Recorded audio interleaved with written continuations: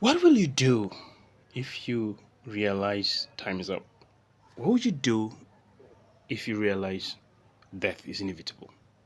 What would you do differently if you somehow come to a realization that the end is here?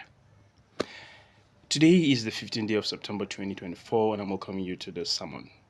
Building on the theme for the month, which is death, I just want us to talk about what if you knew? What if you knew? Now, let me share a story about my late dad.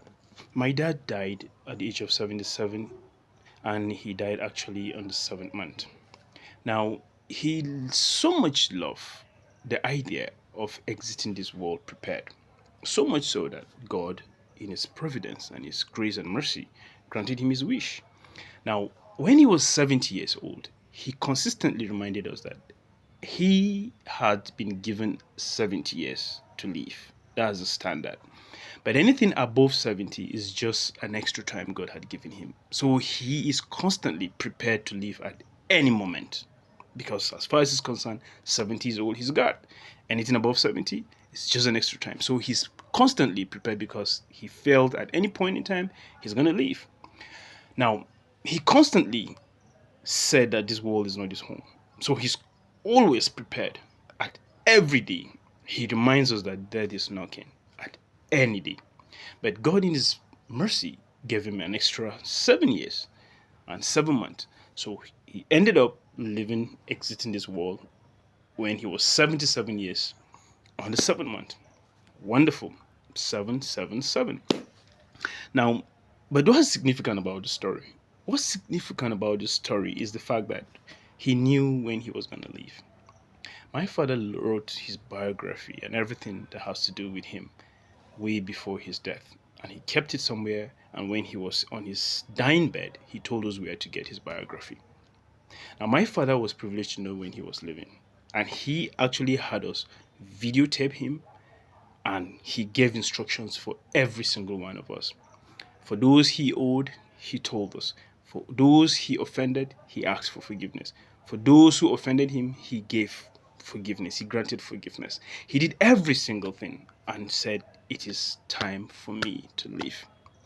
And he laid there, breathed his last, prayed, sang songs, and breathed his last, and exited this world with a smile on his face. True life story with videos to show. Now, he was privileged to know when he was living. Such a good privilege and opportunity given by God. How about you and I? What would you do if you knew the end is here? I had something close to that when my late wife was dying, when it was time for her to leave. The doctors called me aside and told me, "Look, your wife has a 50-50 chance of making it out of here. Whatever you need to do, do." The only thing that came to me, even though I was holding on to the hope that she might survive, but it was almost obvious. I prayed and asked God, "Do whatever you can do." But something told me to just talk to her. And I went up to her and I told her, I said, "Beat, pray for you. Pray for your soul. Pray to get out here. Pray to get out of this place. Or pray to get in there. Do whatever you need to do." And I encouraged her, even though she was really disoriented, but that was the best I could do. But the question now is, if you are faced with inevitable end of this life, what would you do? What I will do, I'll ask God for all the opportunities that He had given me that I didn't use to forgive me. And I'll be grateful for the opportunities that I was able to use. And I'll use the opportunity to say this message to the world, that God is love. Even as I'm dying, God is love. And when I'm dead, God is love. And people should never stop being good. And I'll do the best I can to get out of this place with a smile, if I ever knew. But who knows? We might never know. But I'm asking for the grace to know when I'm exiting, so I could exit in peace and in the best way ever.